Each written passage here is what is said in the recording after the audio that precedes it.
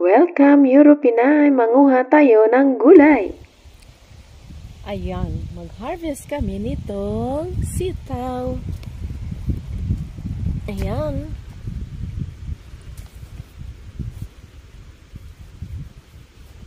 Ang basket. Ayan, ang dami oh. Beans. Hinok na pala iri.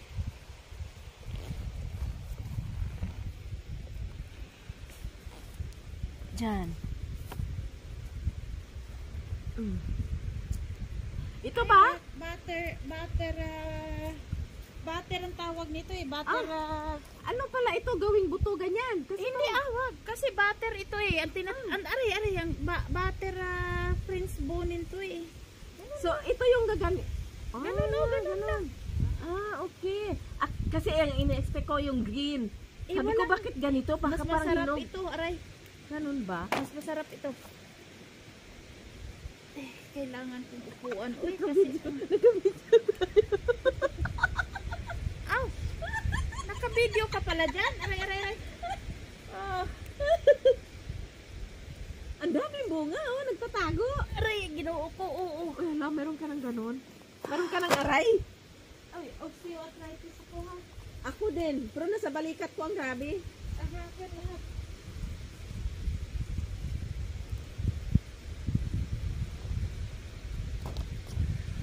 Nag-harvest kami nito. Ayan, oh. Butter beans ang tawag dyan, kaya ang kulay niya ay yellow parang butter din.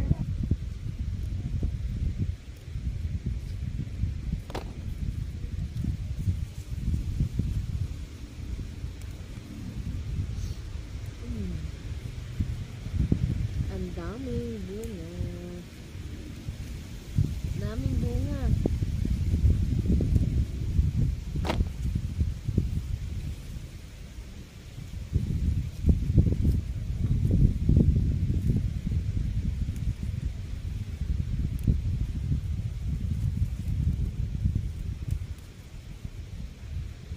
Ayan, oh. Ibang klase siya. Hindi siya green.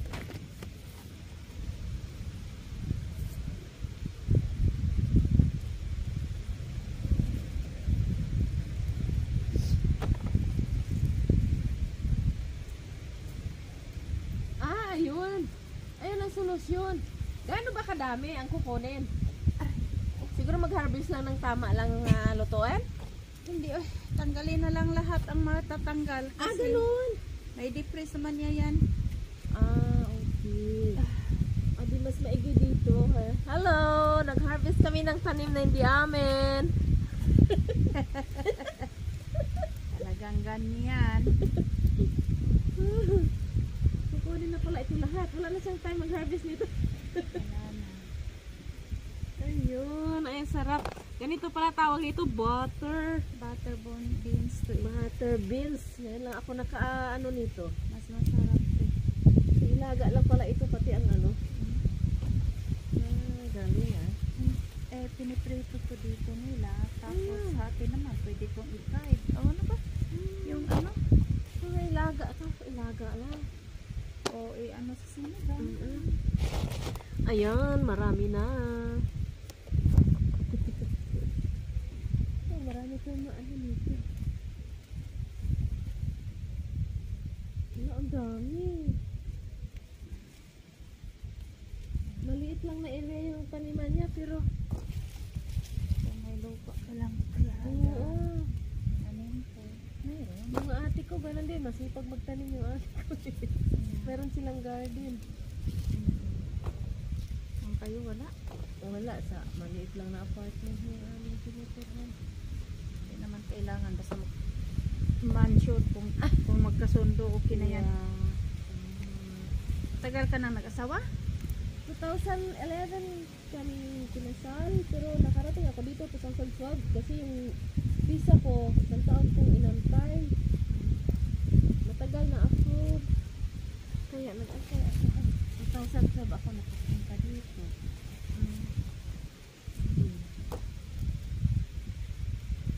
Tapos dalawang anak ko na iwanan doon. May anak ka sa atin. Oo. Hindi ka kasal. Hindi. Walang mga papel-papel. Nag-ano lang ako. Nag-ano lang ng ano. Nagpa-ano lang. Tawag nito. Ngayon, ang isa kong anak, sad story, noong 2015, December 28, na-disgrasya sa motor. Patay. Oo. Okay. Nakauwi ka man. Uwi ako, New Year ako sa aeroplano. 28 December. Ang flight ko ay 20 na, basta New Year ako sa sa airport. So, sinong naiwan sa anak mo? Kasi 14 years old siya nung na-disgrasya. Nag-drive yung panganay, dalawa kasi sila. Nag-drive. Biglang tumawid. Napuruan Na, yung isa. ano talaga yun? Lumipad siya. Hindi siya mawak sa kuya niya. Hindi kahit man hahawak ka pag accident talagang lilipad ka pag motor. Oo, wala pang helmet. Ay, no. So, isa na lang naiwan. Isa, nasa Manila ngayon. Malaki na. 26 years old. 3 beses ko nang in-apply ng visa papunta dito. Pero, hirap na. Kasi, Kain muna kayo doon na Insumada, may ginawa ako test. Yeah? Test. Ay. Nandoon, iniwanan ko kayo tig-isa. Oo, dalhin mo bakit? dito. Alis Kaya na ako siya? kakain. Hindi order ko to, itago ko na. Ay, dalhan. Bigyan mo man kaya ako. Dalhin mo dito para makakain kami. ay, ang ganda ng itsura niya, oh. Ayan, oh.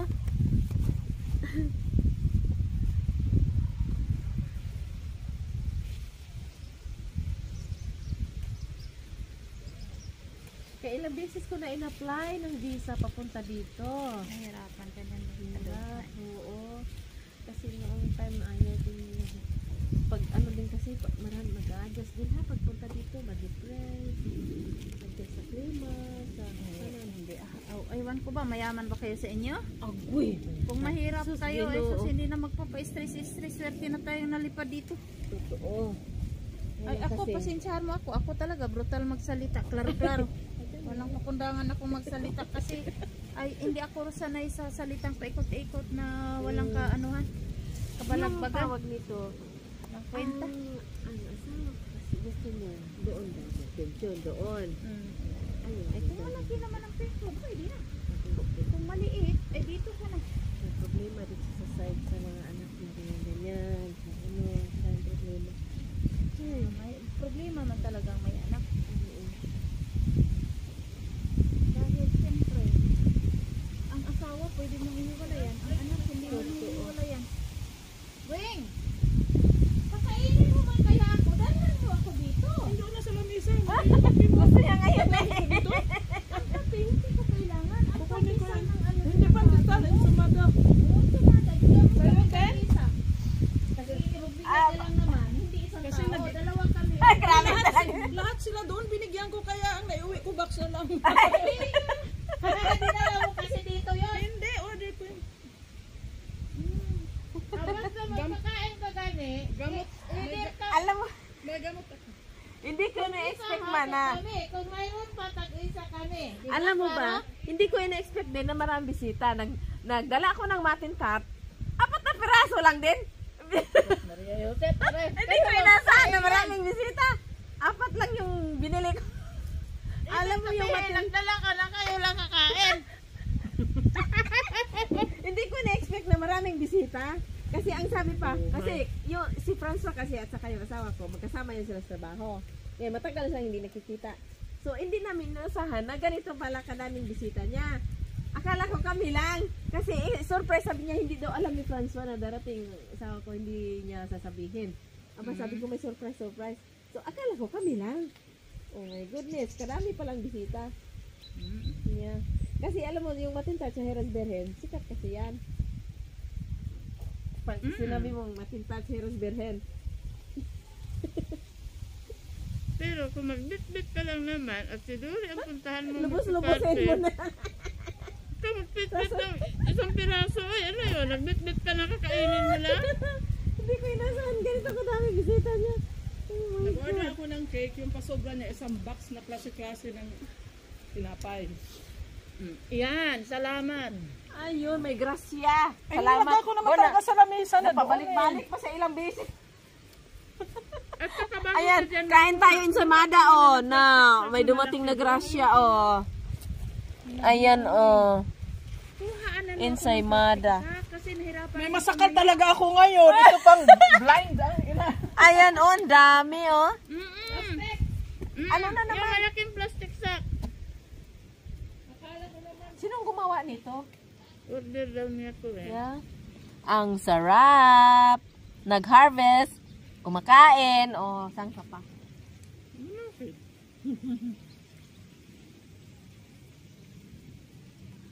Gano'n naman sa bukid eh. Laking bukid kami, eh. Na, sino bang namakis Malacanang? Saan ba sa inyo? Cebu. Ay, talaga? May gulos kami.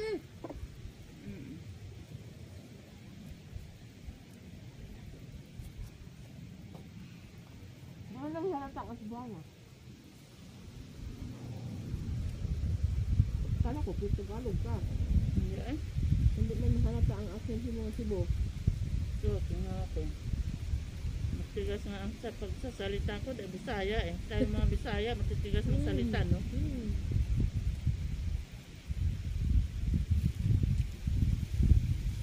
Ang sarap. Pilipino gumawa nito.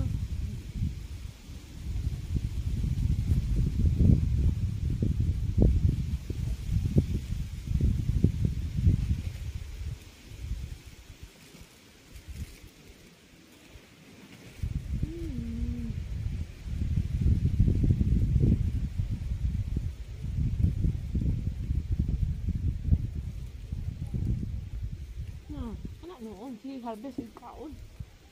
Ay, oo. Ano naman talaga eh.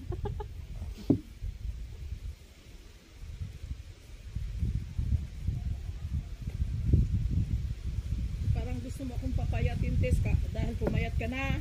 Hindi din. Pumayat ka, Tess. Dai. Yung malaking supot na ganito, nandoon sa sahig. Si Doria nagbigay. Sandali. Corbida. Doon sa malapit sa ano, microhorp. Sa baba.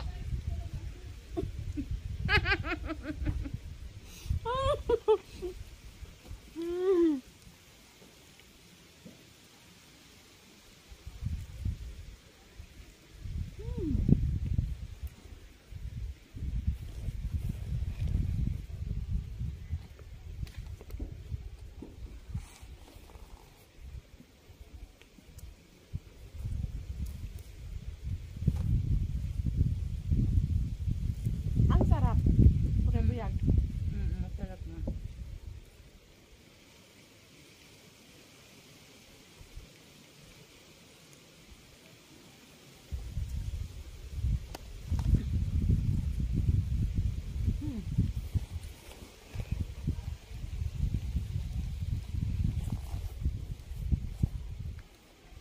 Ayan, dito, dami.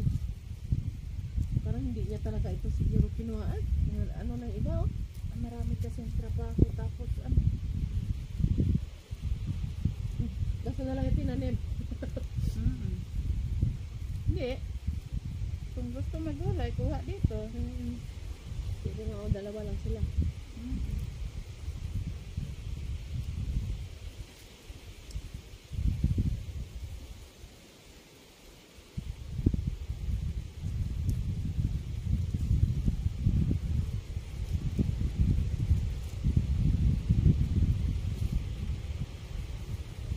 Lalo na pag malaking area yung taniman niya.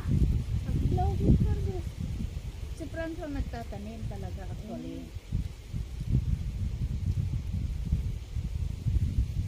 Laki ng area din nga dito. Pag ito malaking area, marami ding trabaho. Ay, mag-cut lang yan, oh. Kaya pa ni Franz. Ito, dinalhan pa kita ng short. Baka malamig ka. Hindi, alam ko binili niya yan sa'yo. Paano mo na naman. Eh kasi nga nagsama. Oh, di ito. Ang galing-galing talaga. Ito pa. Oh, sige. Talaga ba siya? Wala nang uyan. Ano na to? Dilaw na. Anong gagawin? Ay, nakaluto pa pala. Ay, bata pa. Ganyan talaga ang kulay nito. Aw, ano yung short? Hindi nabinta? Masarap yung sa atin to.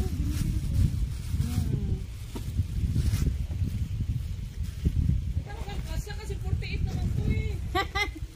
Pero dahil, kasya sa iyo, kasya talaga yan sa tingin ko.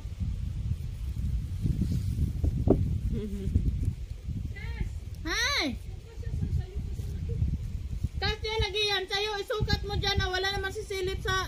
Malaki nga eh. Di sa'yo na. Para sinabi ko malaki siya sa akin. Kasya yan sa'yo dyan, isukat mo. Dako gani. Akala mo masyado kang maliit. Hoy, lumiit ako, Tess. Anong size? Sexy, sana all. Sana all.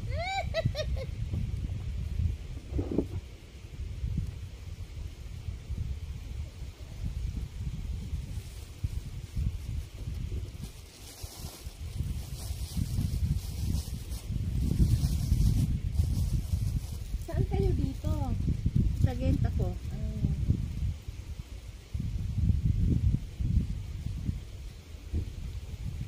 Haba na ng video ko ah. Sige lang, i-enjoy mo lang yan dyan.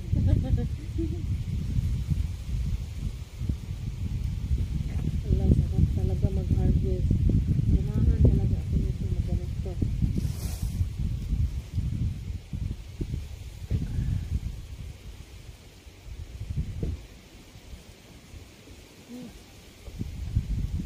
Bisita pa.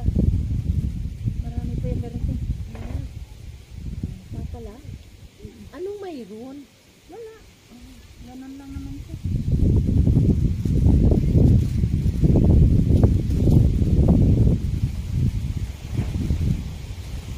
Hello, Day!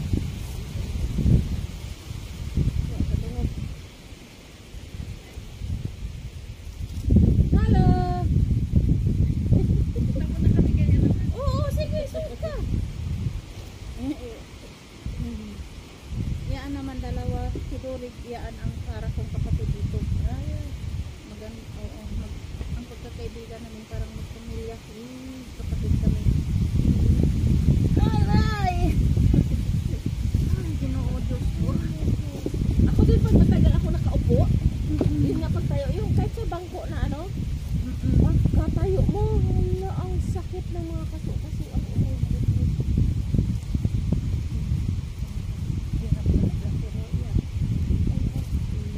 Kanyang bagang buho. Huwag nang sumuko. Hindi lumaban.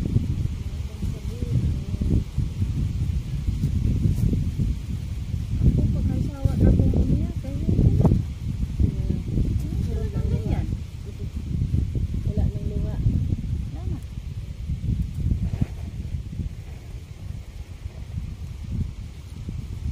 Wala ka pa ngayon, oh. Wala nang ano lang. Mga gulang ba? Isip ko na na yung ating Yung sobrang gulang, ihayaan mo na para itanim pa yan pranso ulit. Ay, mataling. Ang dami. Ayan. Ayan, ang dami. Marami pa. Sus. Marami pa. Dapat i-harvest. Baka i-depress na lang niya kung ano. Hanggang dito na lang. Thank you for watching.